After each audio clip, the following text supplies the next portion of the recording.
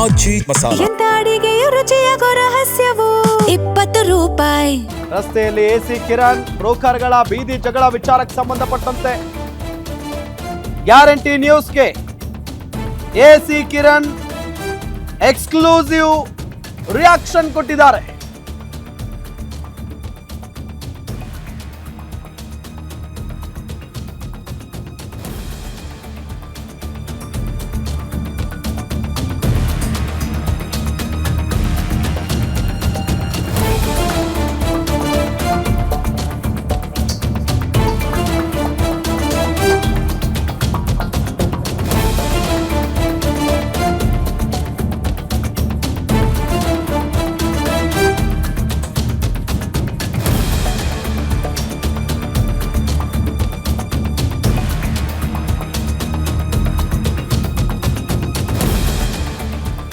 ರಸ್ತೆಯಲ್ಲಿ ಎಸಿ ಕಿರಣ್ ಮತ್ತು ಬ್ರೋಕರ್ಗಳ ಬೀದಿ ಜಗಳ ವಿಚಾರಕ್ಕೆ ಸಂಬಂಧಪಟ್ಟಂತೆ ಗ್ಯಾರಂಟಿ ನ್ಯೂಸ್ಗೆ ಎಸಿ ಕಿರಣ್ ಎಕ್ಸ್ಕ್ಲೂಸಿವ್ ಆಗಿ ರಿಯಾಕ್ಟ್ ಮಾಡಿದ್ದಾರೆ.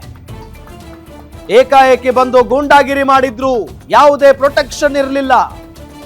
ಹಲ್ಲೆಗೆ ಮುಂದಾದವರ ವಿರುದ್ಧ ದೂರು ನೀಡುವ ಕುರಿತು ಚರ್ಚೆಯನ್ನ ಮಾಡ್ತಾ ಇದ್ದೀವಿ. ಯಾವ ರೀತಿ ದೂರು ನೀಡಬೇಕು ಅಂತ ಚರ್ಚೆ ಮಾಡ್ತೀನಿ ಅಂತ ಕಿರಣ್ ಹೇಳಿದ್ದಾರೆ. ಸರ್ಕಾರಿ ಅಧಿಕಾರಿ ಮೇಲೆ ಹಲ್ಲೆಗೆ ಮುಂದಾದಾಗ ಏನು ಮಾಡಬಹುದು ನೋಡ್ತೀನಿ.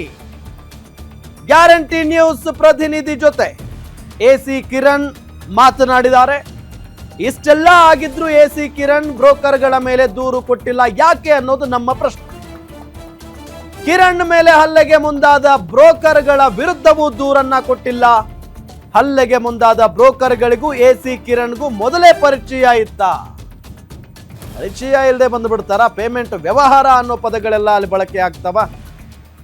ಬ್ರೋಕರ್ಗಳ ಜೊತೆ ಡೀಲ್ ಮಾಡಿದ್ರ ಹಾಗಾದ್ರೆ ಎಸಿ ಕಿರಣ್? ಹಲವು ಅನುಮಾನಗಳಿಗೆ ಕಾರಣ ಆಗಿದೆ ಎಸಿ ಕಿರಣ್ ಅವರ ನಡೆ. ಭಾರಿ ಅಕ್ರಮಗಳಿಂದಲೇ ಸಚಿವರ ಕೆಂಗಣ್ಣಿಗೆ ಗುರಿಯಾಗಿದ್ರು ಕಿರಣ್. ಅಧಿಕಾರಿಗಳ ಸಭೆಯಲ್ಲೇ ಕಿರಣ್ಗೆ ತರಾಟೆಗೆ ತೆಗೆದುಕೊಂಡಿದ್ರು ಕೃಷ್ಣ ಬೈರೇಗೌಡರು. ಸೊ ಈಗ ನಮ್ಮ ಗ್ಯಾರಂಟಿ ನ್ಯೂಸ್ನ ಪ್ರತಿನಿಧಿ ಜೊತೆಗೆ ಬೆಂಗಳೂರು ಉತ್ತರ ಎಸಿ ಕಿರಣ್ ಅವರು ಮಾತನಾಡಿದ್ದಾರೆ. ಆ ಆಡಿಯೋವನ್ನ ಕೇಳಿಸ್ಕೊಳ್ಳೋಣ ಬನ್ನಿ. ನಾನು ಕಂಪ್ಲೇಂಟ್ ಅದೆಲ್ಲ ನಾನು ವಿಚಾರಣೆ ಮಾಡಿ ಯಾವ ರೀತಿ ತಗೊಂಡು ಹೋಗ್ಬೇಕಂತ ನಾನು ಇದು ಯಾವತ್ತು ಆಗಿದೆ ಸರ್? ಡೆಫಿನೆಟ್ ಆಗಿ ಅಲ್ಲ ಗೊತ್ತಾಯ್ತು, ಇವತ್ತಾಗಿದ್ದು. ಅದಕ್ಕೆ ಕಂಪ್ಲೇಂಟ್ ಕೊಡೋ ಬಗ್ಗೆ ನಾನು ಯಾವ ರೀತಿ ಕೊಡ್ಬೇಕು ಅನ್ನೋದು ನಾನು ಹೇಳ್ತಿರೋದು ಸ್ಮಾಲ್ ಅಲಿಗೇಷನ್ಸ್ ಅಲ್ಲ. ಇಲ್ಲಿ ಆಫೀಸರ್ ಆಗಿ ಎಸಿ ಆಗಿದ್ಕೊಂಡು ಈಗ 2-3 ಅಲಿಗೇಷನ್ ಮಾಡಿದ್ದಾರೆ.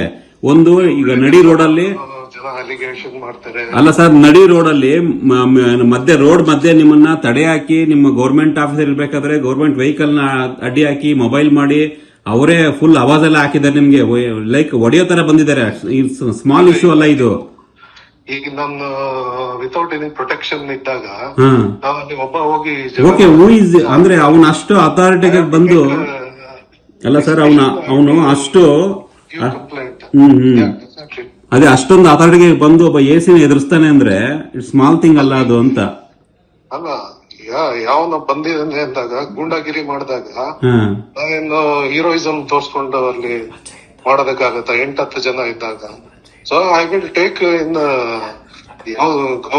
ನಾವು ಸರ್ಕಾರಿ ನೌಕರ ನಾವೇನು ಕ್ರಮ ಕೈಗೊಳ್ಬೇಕು, ಯಾವ ರೀತಿ ಮಾಡ್ಬೇಕು ಅದನ್ನು. ಅಂದ್ರೆ ಅವ್ರು ನಿಮ್ಗೆ ಪರಿಚಯ ಇದ್ರು ಸರ್? ನಮ್ಗೆ ಗೊತ್ತಾ ನಿಮ್ಗೆ ಯಾರು ಅಂತ ಅವರು? ಖಂಡಿತ ಫ್ರಾಡ್ಗಳು ಅವರು. ಅದೇ ನಾನು ಕಂಪ್ಲೇಂಟ್ ಅದೆಲ್ಲ ನಾನು ವಿಚಾರಣೆ ಮಾಡಿ ಯಾವ ರೀತಿ ತಗೊಂಡು ಹೋಗ್ಬೇಕಂತ ನಾನು ಇದು ಯಾವತ್ತು ಸರ್ ಆಗಿದೆ ಸರ್?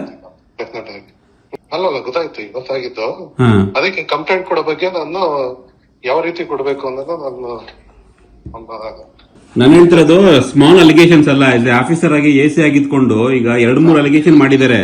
ಒಂದು ಈಗ ನಡಿ ರೋಡ್ ಅಲ್ಲಿ ಜನ ಅಲಿಗೇಷನ್ ಮಾಡ್ತಾರೆ. ಅಲ್ಲ ಸರ್, ನಡಿ ರೋಡ್ ಅಲ್ಲಿ ರೋಡ್ ಮಧ್ಯೆ ನಿಮ್ಮನ್ನ ತಡೆ ಹಾಕಿ, ನಿಮ್ಮ ಗೌರ್ಮೆಂಟ್ ಆಫೀಸರ್ ಇರ್ಬೇಕಾದ್ರೆ ಗೌರ್ಮೆಂಟ್ ವೆಹಿಕಲ್ ನ ಅಡ್ಡಿ ಹಾಕಿ ಮೊಬೈಲ್ ಮಾಡಿ ಅವರೇ ಫುಲ್ ಅವಾಜ್ ಎಲ್ಲ ಹಾಕಿದ್ದಾರೆ. ನಿಮ್ಗೆ ಲೈಕ್ ಹೊಡೆಯೋ ತರ ಬಂದಿದ್ದಾರೆ. ಸ್ಮಾಲ್ ಇಶ್ಯೂ ಅಲ್ಲ ಇದು. ಈಗ ನಾನು ವಿತೌಟ್ ಎನಿ ಪ್ರೊಟೆಕ್ಷನ್ ಇದ್ದಾಗ ನಾನು ಅಲ್ಲಿ ಒಬ್ಬ ಹೋಗಿ ಓಕೆ ಅಂದ್ರೆ ಅವನು ಅಷ್ಟು ಅಥಾರಿಟಿಗೆ ಬಂದು ಅಲ್ಲ ಸರ್, ಅವನು ಅಷ್ಟು ಅದೇ ಅಷ್ಟೊಂದು ಅಥಾರಿಟಿಗೆ ಬಂದು ಒಬ್ಬ ಎಸಿನ ಎದುರಿಸ್ತಾನೆ ಅಂದ್ರೆ ಇಟ್ಸ್ ಸ್ಮಾಲ್ ಥಿಂಗ್ ಅಲ್ಲ ಅದು ಅಂತ.